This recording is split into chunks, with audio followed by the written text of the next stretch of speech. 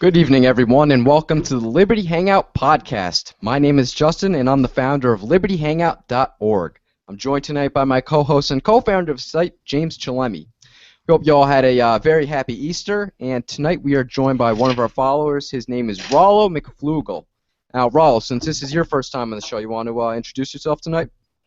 Sure. Thanks for having me. My name is Rollo McFloogle. A friend of mine and I have a blog we've been doing for a few years called McFloogle.com, where we started out as just trying to do something, try to get people into the movement, kind of gradually into there, and then it just kind of went to talking about whatever we wanted in terms of voluntarism and economics, ethics, all that good stuff. Now, Rollo, can you tell us a little bit more about your background and what brings you on the show today? Sure. Background as far as what your political ideology is, where you stand in the 2016 election, and what you plan on debating with us today. Sure. I'm an anarchist, anarcho-capitalist, voluntarist, whatever you want to call it. As far as the elections go, I'm one of the non-voting anarchists. I don't necessarily think that it's wrong to vote defensively, as long as you kind of understand what the system is and that it's not working in your favor. It's kind of like the whole if someone's going to offer me the choice between slapping me or punching me in the face, yeah, I'm going to say slap me. So of course, so we can get out of the way that we don't have any discord there. That voting can be moral. Right. Yeah, and as far as the slap in the face versus the punch, because I was talking to someone yesterday about Donald Trump, and he's like, "Well, we're voting for the lesser of two evils," and it's like, is he the can you really distinguish there between the slap and the punch between Hillary and Donald? That's what it turns out to be. So why I'm here on the podcast tonight, and I appreciate you guys letting me be on this to talk about this. No problem. Is you guys were advertising that you said I'm going to support Austin Petersen for president, you guys kind of caught a lot of flack from that from people, more along the lines of whether or not you should vote. But I just really don't understand why, out of all the people up there, not necessarily that there are many that good, why you would pick Austin Petersen, especially because, as far as I know, you guys are anarchists as well. Someone who's specifically said that he believes that anarcho-capitalists are stupid. Well, where we'll start this conversation is I was one of the first people to really call it after Austin disconnected himself from anarcho-capitalists. I was one of the first people to call him out and offer to debate him on his show. We could never agree on a time or a topic, but we went back and forth on several Facebook threads. We went back and forth all over social media, actually. Right. I even believe that when he actually came out first bashing anarcho-capitalism back in May of last year, believe it or not, I had the top comment on that thread when we were going back about the non-aggression principle. Right. So we were staunchly against Austin Petersen for a long time. Then he began to clarify his views a little bit more specifically, and I think we came to an understanding that he makes a lot of good points that I didn't understand when he just came out and kind of ad hominem the entire anarcho-capitalist group. Now, I think in terms of voting for him in 2016, I think that having a chance to win the Libertarian Party nomination, he is definitely the most liberty-minded candidate out of the three: McAfee, Gary Johnson, and himself. And I also think that his understanding of minarchism and his understanding of anarcho-capitalism, where he disagrees with it, are something that there's a lot to be said for. Because Gary Johnson couldn't even articulate what a right was the other day. He said that the non-aggression principle goes over his head. Yeah, that was my video. So knowing Gary Johnson, knowing that he's a career politician, knowing that he has an abominable record on certain stances, we believe that Austin is definitely the most viable liberty minarchist candidate that'll get us more towards confines of the Constitution type government. And he's a friend of the show, and we're going to support him 100%. Right, Okay. and I think to add on to that too, even we understand that Gary Johnson, he never even identified as libertarian until 2012 in the election after he was knocked out of the GOP primary. And so here's a guy who's admittedly, he's gone on shows and he's admittedly never even read any libertarian literature, never read any Rothbard, never read any Mises or Hop or anything along the lines of that. And then we see some of his positions as well as positions of John McAfee. These guys are, I mean, people knock Austin for being against a non-aggression principle, but Austin wants to reduce government as small as possible and in all areas possible, whereas guys like McAfee and guys like Johnson, they see a large role for the federal government. In fact, Gary Johnson sees a role for the United Nations. So, I think Justin is definitely somebody that is able to speak on this, having interviewed both McAfee and Austin and having talked with Johnson at CPAC. So I think I trust Justin's judgment. I know from what I've seen that there's definitely all something. 2 seconds of me getting a picture with Johnson. But I mean, his record speaks for itself.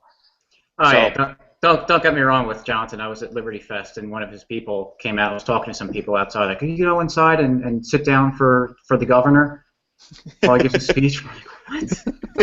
No. Right. But, a few points. First one, you mentioned only 3 of the Libertarian candidates. And you also mentioned viable. So you're just saying you only picked those McAfee, Petersen, and Johnson because Friday is the first Libertarian national debate ever nationally televised, and there are only 3 candidates in it. Okay. I think that's going to be huge, and I think if Gary Johnson's lawsuit succeeds, I think those are the only 3 that have a chance of getting in to debate Hillary or Donald. Right. Because I was going to bring up Darryl Perry. I only really know about him because I was at the Philadelphia Libertarian presidential debate, and he was actually, I went in there thinking, like, all right, well, I'm going to sit here and listen to, libertarians talk. Right. I agreed with everything Darryl Perry said. He's obviously an anarchist then. Right. He's got no shot, and that's also part of the reason why I don't put much, because I agreed with Darryl Perry on everything and thought he articulated the ideas of liberty very well. He wasn't sitting there saying, well, I'm an anarchist. I listened to one of Jason Stapleton's podcasts about one of the past libertarian debates, and he was like right away, just like, oh, we can't have Perry's, too far out there and everything. I didn't listen to that debate, but this one he seemed, pretty reasonable, far out there by normal person's views, but I think especially anarcho-capitalists are a hard group to pander to because most of them, as you know, will not vote. Second of all, now I think that Adam Kokesh has a better chance of being written in and winning the presidential election than Darryl Perry does this election. Right. And you make a good point there, because I think that the disconnect between someone like Perry and a Petersen is the ability to reach out and connect with people. Darryl Perry, he barely has any presence on the internet whatsoever. Whereas Austin Petersen, he runs a Libertarian Republic, which has hundreds of thousands of likes. He's out there. I mean, where's even Gary Johnson on the internet? It's Petersen who, when people follow him on Twitter, he's sending out messages saying, hey, I'm running for president seeking the nomination for the Libertarian Party. If you'd like to, I can give you my phone number. We can chat later this afternoon. And it's a truly grassroots movement. And that's something I like to see, and I think that's something in this technological age, in the age of the internet, I think that this is what's going to lead to the overthrowing of the 2-party dictatorship, more so than anything else. All right, so that's where I think that we can draw a lot of parallels with Austin Petersen's presidential campaign to that of Ron Paul. We do see a practical side that he does have the ability to win and win now, and we also at the same time see this as the possibility to educate the masses. As soon as Marco Rubio dropped out of the election, we saw dozens and dozens of people looking at Austin Petersen because he has something to offer that the other Libertarian candidates don't, in that he's pro-life. So that common ground there is somewhere that he can reach out to the conservatives and draw them into the Libertarian movement. Did we lose him? His face looks frozen there. And he's back. Sorry, my computer just shut off, so I'm on my phone now. No problem. No problem. Did you catch what I said there about Petersen? What was the end of what you said? All right, just to reiterate, I was kind of comparing it to the Ron Paul presidential campaign in that it's an education process too. So we see that when Marco Rubio dropped out of the election, a lot of Rubio supporters were coming to Petersen's side because they have the common ground in that they're both pro-life. And so right there, he's able to draw a lot of people into the Libertarian movement. And I think that's huge. And I know from personal experience and being from New York, a lot of my friends are Bernie Sanders supporters. And just knowing from speaking with them, seeing how Hillary Clinton is going to most likely be the Democratic nod, a lot of them are now looking for a third party to go to, and there really are only 3 parties on the all 50 state ballots. So looking towards the Libertarian Party is definitely something that a lot of Democrats are also going to be interested in. Right. So just to clarify, is your goal here is not to win the election, or at least obviously your goal is to win the election but you don't expect to have. What are your thoughts about the chances of the Libertarian, whoever it may be, of winning the election? Justin and I both can speak from personal experience that a minarchist or a small government conservative or a libertarian, a big L libertarian, they can lead people to start, questioning reality, questioning what the monitored reality is from the mainstream media, what it is from both parties. So that will lead you on the spiral, what I call the spiral of liberty. I mean, reading Judge Napolitano led me to Ron Paul, which led me to Rothbard, which led me to Tom Woods, and I mean, we all know how it starts. Not everybody is born an anarchist. So the fact that Austin could get on the national stage and espouse classical liberal views is something that we're definitely interested in seeing. Somebody that understands it from the ground up, as he does, even if he disagrees with some of the things we agree with. Right. Go for it. I mean, I'm not sure because I'm not sure he does understand it from the ground up. I mean and he doesn't. Don't get me wrong. He doesn't have to be no candidate for the Libertarian Party for me to say like, oh, it wouldn't be bad. Doesn't have to be perfect. Right. But he does have some fundamental ideas he just doesn't get.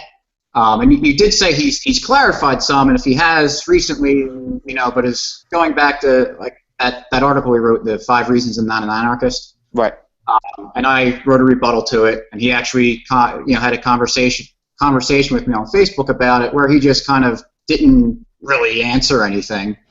And then we was on the Tom Woods show, just saying some weird things, and because Ron Paul, he's a minarchist, and pretty much everyone who identifies as a libertarian supports Ron Paul.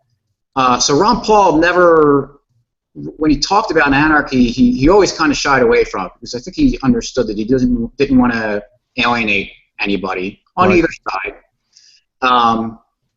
Right. See, Austin doesn't care about that, because what you have to understand is, right, especially even after coming out of support of Austin, the amount of flack we've gotten from people who are basement-dwelling pseudo-intellectuals that don't even understand anarcho-capitalism, that are just trying to resist the state, and then when you ask them specific questions about, okay, well, how would a dispute resolution organization work, or how would something like this work, and they can't come up with an answer for you, you see how there are a lot of wonks that are more so interested in being right and espousing a belief in which they do not understand. So what we're trying to do, keep going. Sorry, Austin Petersen can't say why dispute resolution organization work either. Right, exactly. And my point is that a lot of anarcho-capitalism is theory.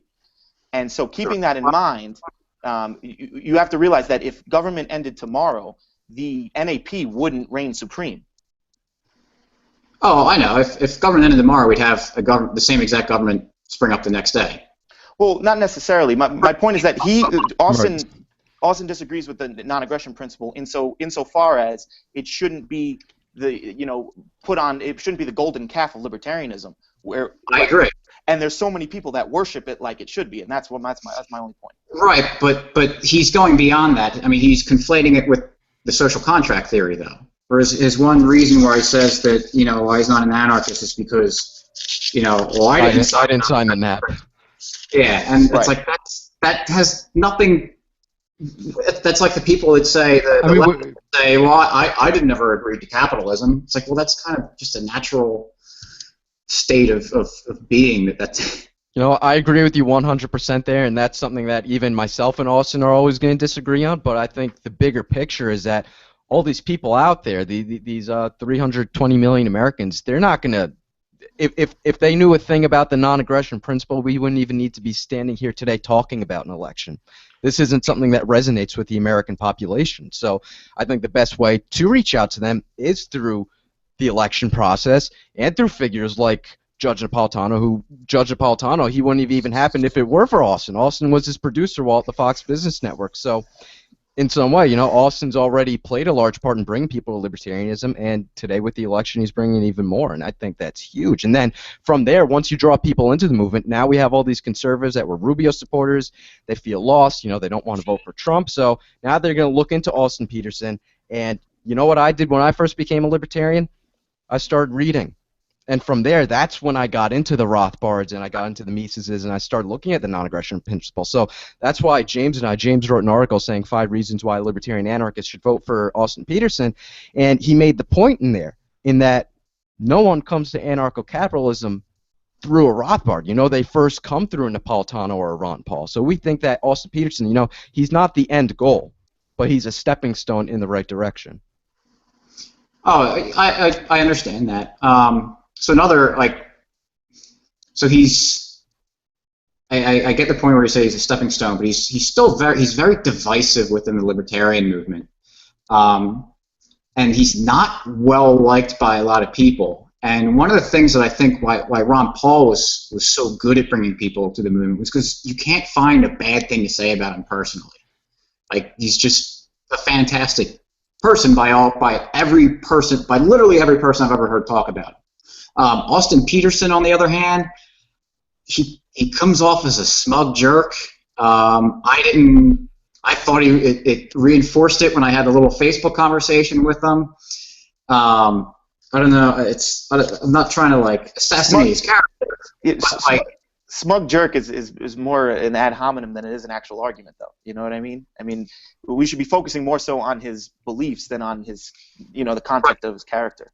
But right, we're talking about the character matters, though, because that's, like I said, if Ron Paul was a jerk or was an unlikable person, there's no way he would have been as popular as he is. We're also not looking for a demagogue that's going to, you know, a benevolent dictator that's going to rule over us with grace. We're looking for somebody that's trying to get in and get the government back to what it was intended in 1787. Right, you're trying to attract people to the movement. And when you've got a guy that's largely considered unlikable by the movement he's coming from, how do you expect people? Well, because I think he's challenged the establishment. I think my only answer could be, and I can't speak for Austin personally, but I can see the trends. And I think he's definitely challenged the establishment, the Gary Johnson, you know, ball cradlers, and also he's challenged, you know, anarcho-capitalists, or anarcho-capitalists, I should say, that call them that worship the non-aggression principle. And these are two sets of people that ultimately are easily offended and are worshiping something that I think he's calling something, he's bringing huge emphasis to, which I like to see. And I mentioned this to James before we went on the show. What do you refer to him as? Smug what? I think it's smug jerk. Smug jerk, yeah. I was saying, James, before the show that, you know, he only really comes off for the most part as a smug jerk towards the anarcho-capitalists, and maybe that's because our philosophy is much more ground than a anarchist philosophy. But from what I've witnessed, you know, he doesn't have this same sort of attitude towards conservatives or even liberals. You know, it's funny, Justin. People will call Austin a smug jerk while they'll, in the same breath, praise Thomas Jefferson, and while Thomas Jefferson was impregnating his slaves. So if we're talking about the content of people's character, I think it's important to keep in mind. While you bring up Jefferson, I think that's a really good point. If we look back to the election of, I forget which one it was. It was when Jefferson was facing off against Adams. Look at the lines that were thrown back and forth between Adams and Jefferson. They were vicious with one another.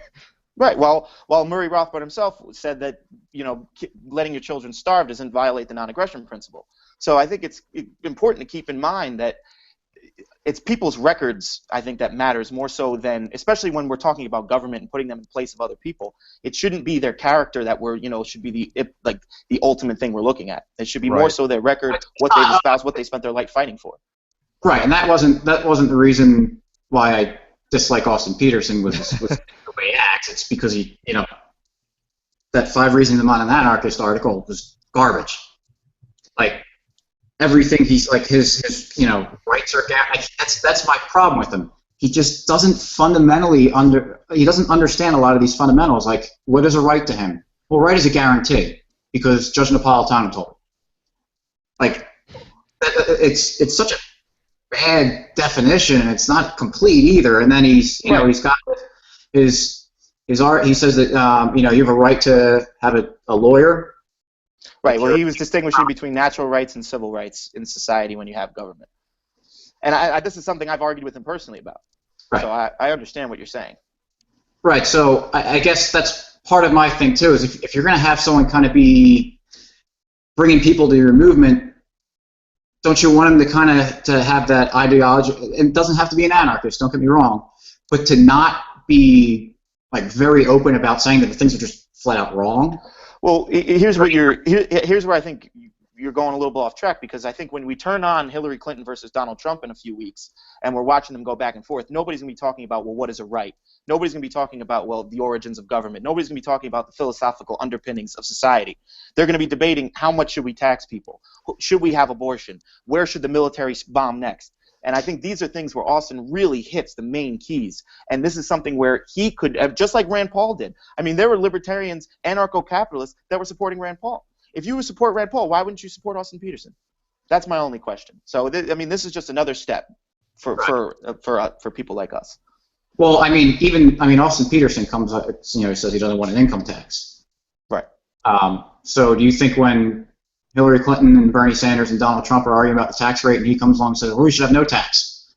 Well, I think when he explains it in the lens of, the lens of a limited government, libertarian, conservative, Austrian economist, Chicago economist, whatever you want to do, because it's all going to come out the same. It's going to be in the same breath of the founders, in which they envisioned the tax system and how we were able to fund so many things before the income tax came along, and we were so much more out of debt than we are now. I think that's a good point too there, because when you see Austin speaking, he's speaking more from a constitutional standpoint, which is something that made Ron Paul so great and drew a lot of people into libertarianism. For me, I never knew what real philosophical libertarianism was until I came across Adam Kokesh. I was always under the impression that libertarianism was just constitutionalism. Right. So I think as long as he's out there preaching the Constitution, I think that'll play a huge role. And even when he's talking about the income tax there, granted the income tax may be a constitutional amendment, but it's a constitutional amendment that is itself unconstitutional, because the only way that the Congress is supposed to be able to collect taxes is through the states. The federal government is not supposed to have any direct mechanism to tax the citizens. And can we agree that taxation in itself has degrees of how violent it can be? Can we just say taxation is theft? I know that's been trending the past week. Taxation is definitely theft, but I think a lottery tax is a lot less violent than an income tax. Right. Right. I mean, and I think even there, I've said this before. I remember on Austin's first post when he came out with the article 5 Reasons I'm Not an Anarchist. I remember I was commenting back and forth, and he was saying how he wants to make taxation voluntary, and his biggest way is to have a lottery tax. And I said to him, like, Austin, you're a voluntarist and you don't even know it. you see that there are ways that we can act civilly and voluntarily.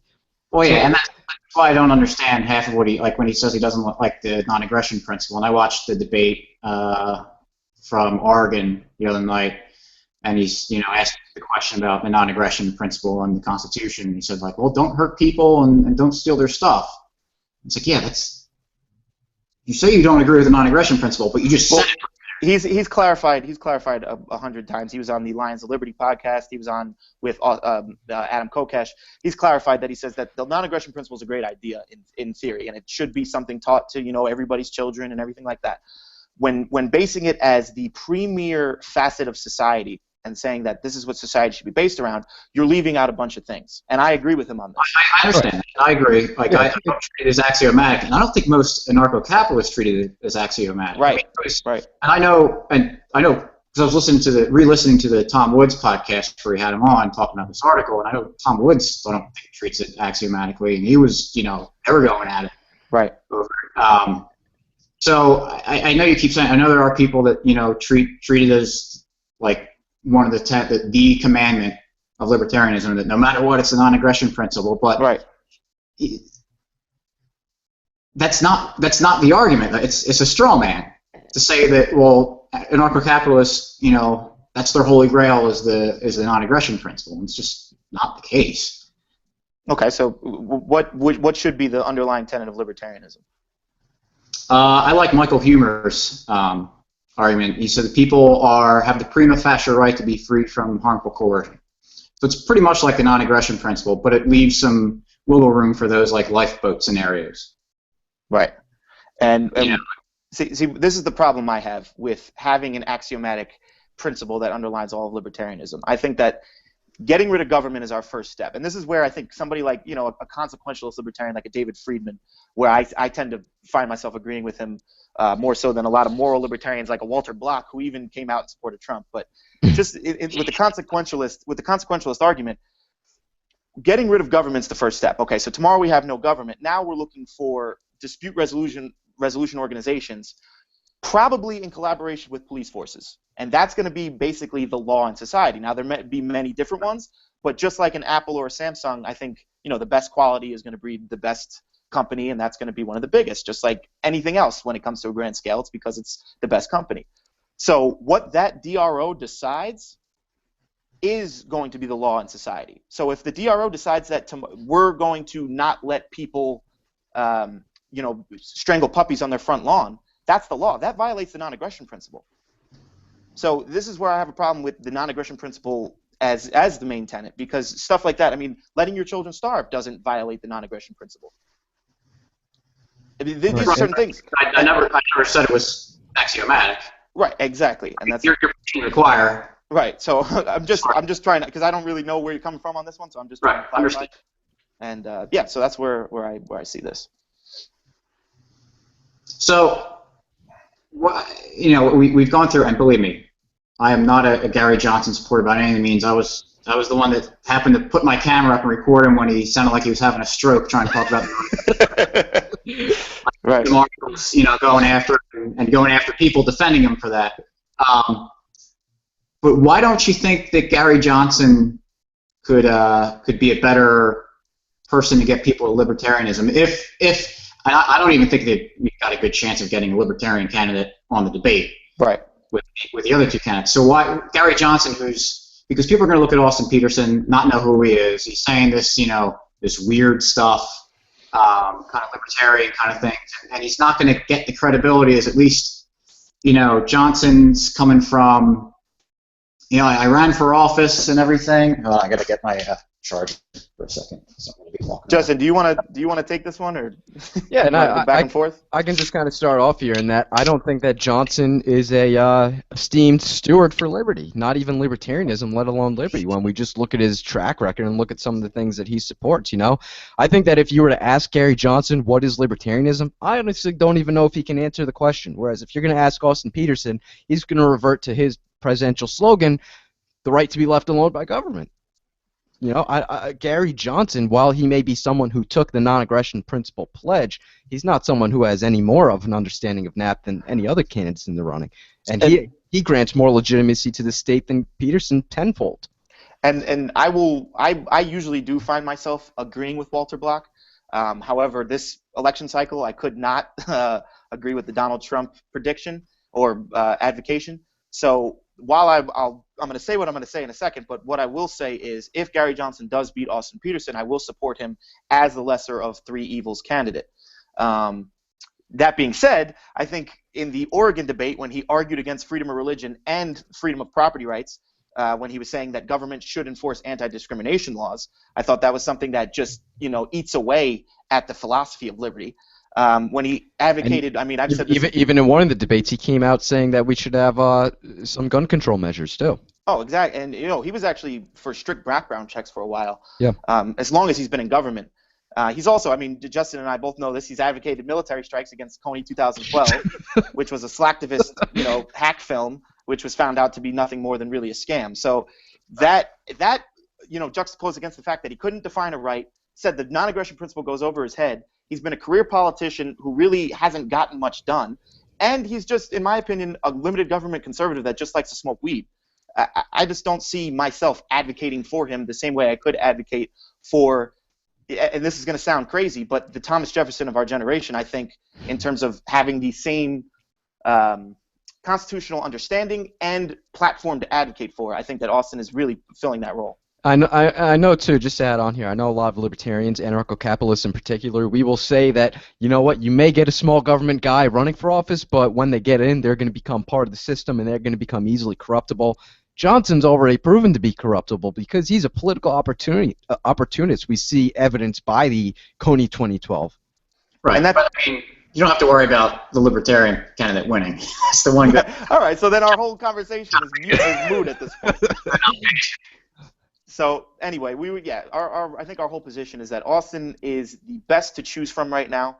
The man has really devoted his life to classical liberalism, to having more people leave the two-party system, come more towards our side, and once we know that people come more towards our side, it is a spiral, and it can get out of control quickly, and you become an anarchist like that. Yeah, and when I was at CPAC a couple of weeks ago, I was interviewed by Reason Magazine, and they were asking me who am I supporting. I said Austin Petersen, and what I said is, Donald Trump may be anti-establishment, but Donald Trump is not pro-liberty. I support Austin Petersen because he is both pro-liberty and anti-establishment, and I think that's huge. Yeah, I mean, I know I'm nitpicking pro-liberty to an extent, and I know I don't think he understands just the way he's talking about, doesn't, based on his comments to Tom Woods in his article, he doesn't understand the non-aggression principle. And I'm not saying you have to, worship it, but at least if you're going to criticize it, understand it. I know he says he wants a sales tax.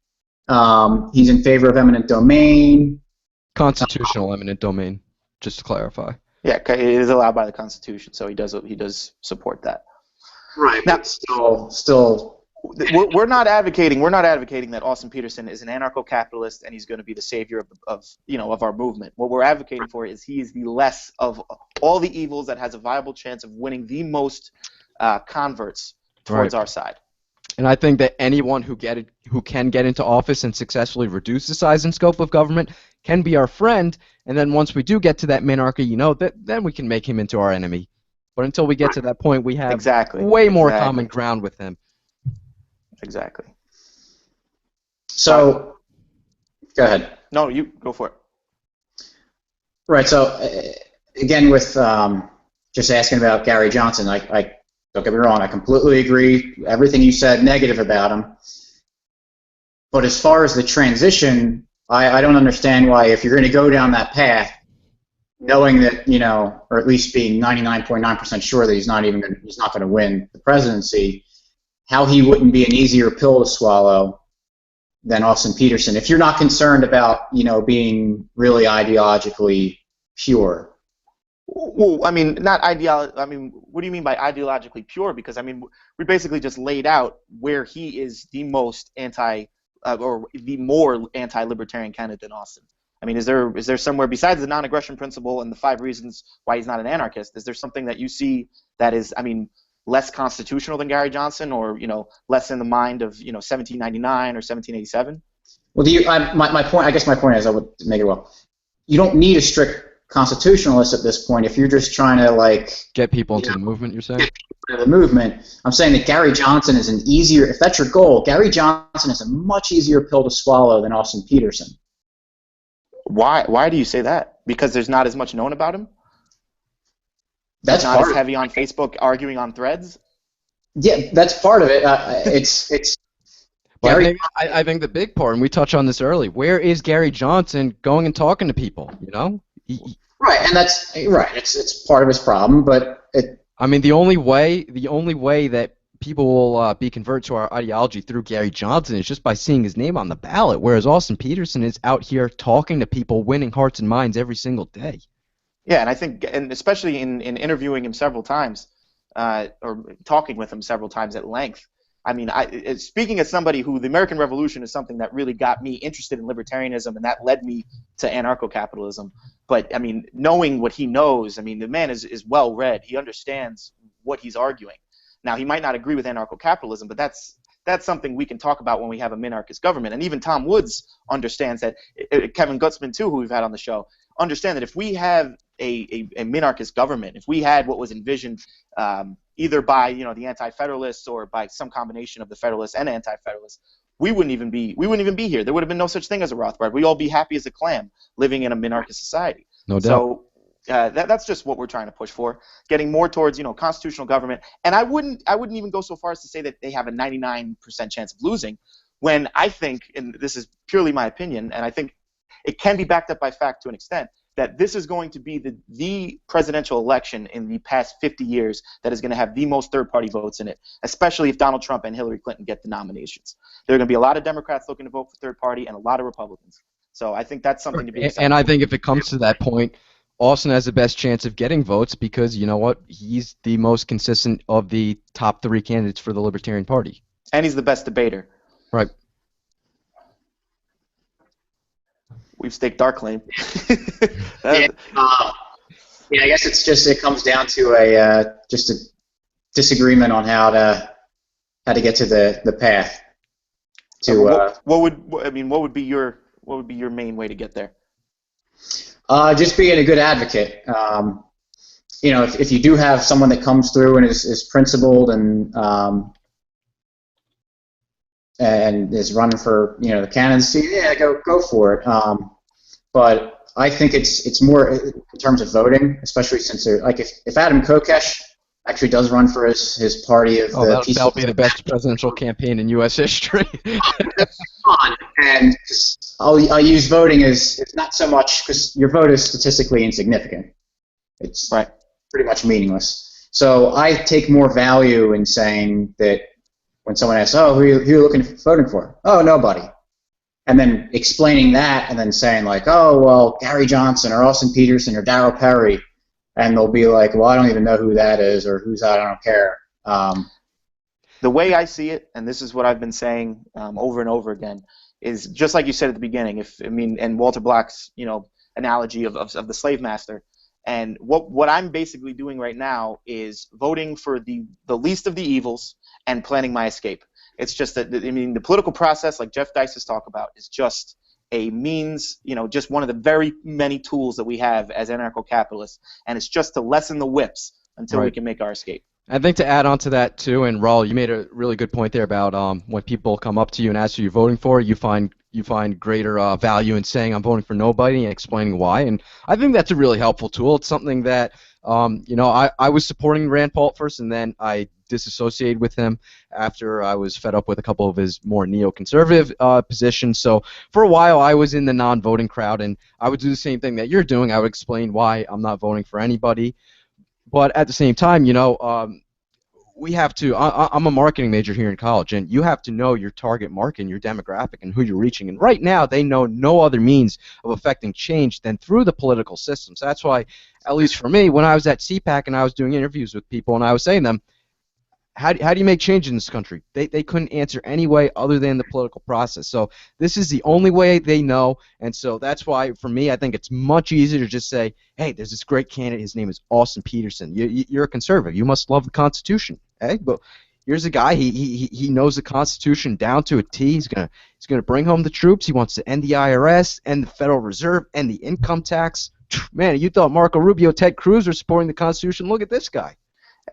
And just to follow up on that, and Rollo, you've been such a good sport. I'm so glad you came on the show to talk about this, because this is a very important conversation that needs to be had.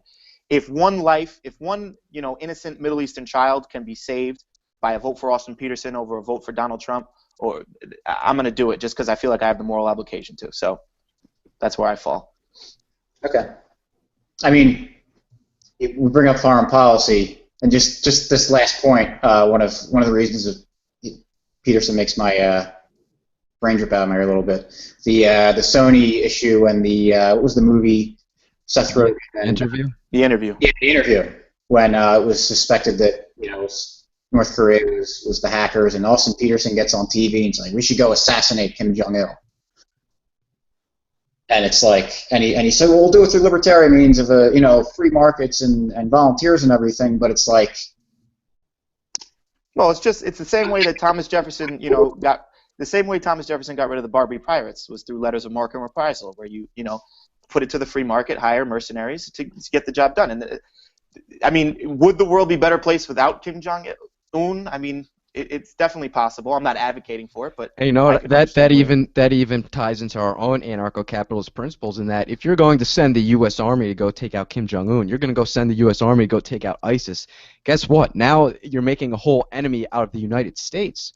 Whereas I know Murray Rothbard wrote up on this extensively, is that when you have these private defense firms that they're going to go take care of the threat, well, hey, now they're only putting themselves in harm's way. And also, my issue wasn't so much as it affected the security of the United States. It's like, you didn't learn anything about the U.S. messing up everything in the Middle East, taking government's out creating vacuums. It's like, I've done the thought experiments and everything and the internal debates about whether or not it's morally permissible to assassinate any political leader, and to me it was like, no, because they're just going to put the same person in. Right. You know what? I can sympathize more with a guy that wants to go after Kim Jong-un than someone that wants to go after a fictional warlord in Somalia named Tony. That many people have said he died in the early 90s. Who died? Wait, what? Joseph Kony? Yeah, Joseph Kony. Oh, sorry. Made a joke. That was okay. No, and that's I don't want to get caught up in it. There are levels of badness, and certainly if, as much as I hate to say this, if Austin Petersen somehow became president, it would obviously be better than, Right. That's why I remember when Austin first announced his campaign for president for the presidency. I remember I posted on James's wall. And this was back when we were in the Hate on Austin Petersen fan club, and so I remember the leaders of it. I posted a screenshot to James's wall, and I don't even know if I captioned anything. And James commented on it, and he said he would be the best president in U.S. history, and I think that's what got me heavily thinking about it. Yeah. Well.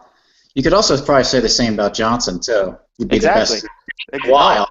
Exactly. So, Exactly. We agree. But while Austin's still in the race, I got to support him over Johnson any day of the week. fair enough. And I'll just support none of them over. Hey, God bless. That's the thing. And that's the things I want to make sure, that people understand from my point of view is, we have all different ways of advancing the cause of liberty. As long as you're not like doing that through supporting Hillary Clinton or something, do your thing, I'll do my thing. It's not going to happen one way or the other.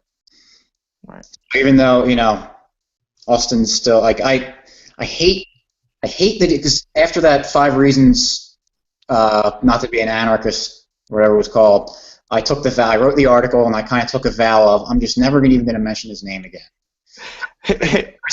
Chris Cantwell treatment I was giving him. I was just not even going to acknowledge him. And then this... that's why I love Austin. I got to talk about him. It's why I love Austin is because he's so capable of arousing emotion from people. And I love that, and I can't wait to see him do it on Hillary Clinton and Donald Trump. Yeah, well, we'll see what happens with Gary Johnson's... what's he doing? So in the debate? Yeah, to get a Libertarian. April 1st, Fox Business. Everybody tune in. Oh yeah, that's the Libertarian Party. Yep. Right, but he also sued to try to get the LP into the general one, correct? All right. Yeah, that's what I was talking about. Yep. So, we'll see. I mean, if Austin can prove me wrong, he can prove me wrong. But he's just got to not be so vocal about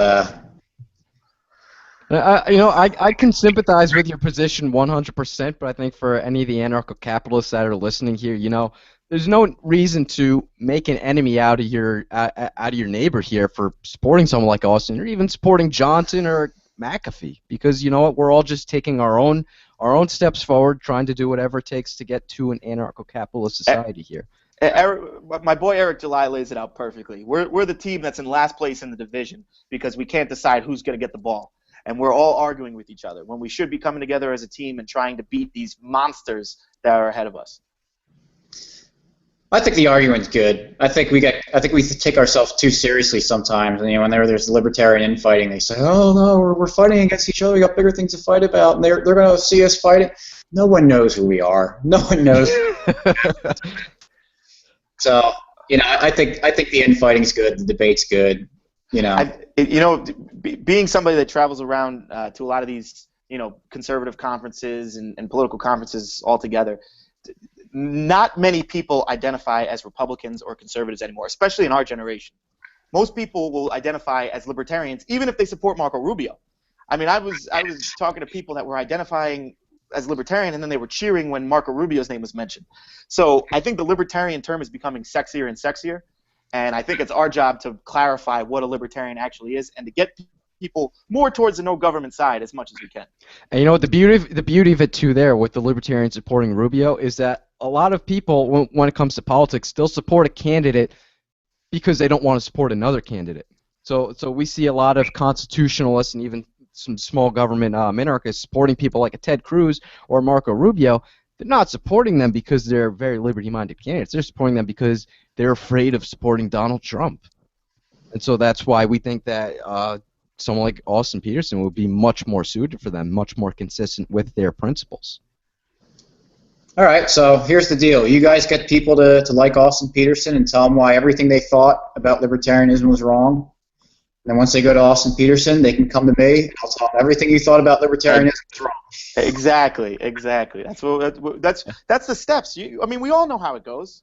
You start as a Democrat or conservative. You pick something up. You go, oh, what is this? And you start reading. All of a sudden, you're watching a video by Adam Kokesh, and it's like, whoa, that makes sense. Then that leads you to, it's just a spiral of liberty, and it's a beautiful thing.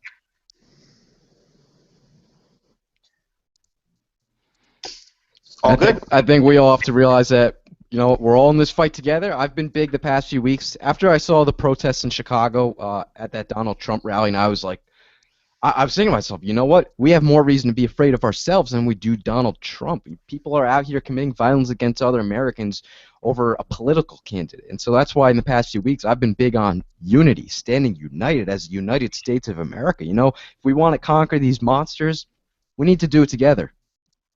Hey, and as an aside, a political candidate that really doesn't have as much power as give him credit for. Exactly, yeah. Away anything from how scary any of the candidates would be as president, but so I tell people that are so terrified of Trump, it's like, well, remember when people were the world would end as we know it if Obama got elected, and it's gotten worse, but it's not like this. Yeah, this society is not crumbled. It's going to be the same with Trump. He's saying, because Donald Trump is like any other political candidate. He says what he's got to be elected. He's just really over the top and politically incorrect about it. So it's the same. I mean, it's all going down the same path right now.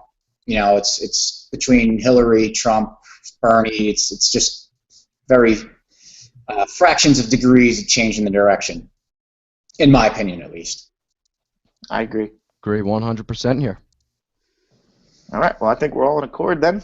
That was great. That was a great conversation. Thank you so much for joining us this evening, Rollo. Anything else you guys want to add? No, that's it. Just, really appreciate you guys having me on. Had a lot of fun. What's your website again, so that our followers, once they come into Austin Petersen and learn libertarianism, so that they can check you out and learn anarcho-capitalism? McFloogle.com. McFloogle. So just Google McFloogle. Awesome. We'll put that in the monopoly on McFloogle. So. And we'll make sure to include that in the video description. Thanks so much, Rollo. Make sure you guys check out McFloogle.com. And thank you guys so much for tuning into the Liberty Hangout podcast. Make sure you subscribe to the Liberty Hangout podcast on iTunes. Subscribe to our YouTube channel. Like us on Facebook. Follow on Twitter @Liberty Hangout. And make sure to check out libertyhangout.org to read some awesome liberty-minded material from a great lineup of writers. Thank you guys so much, and we will see you again next time.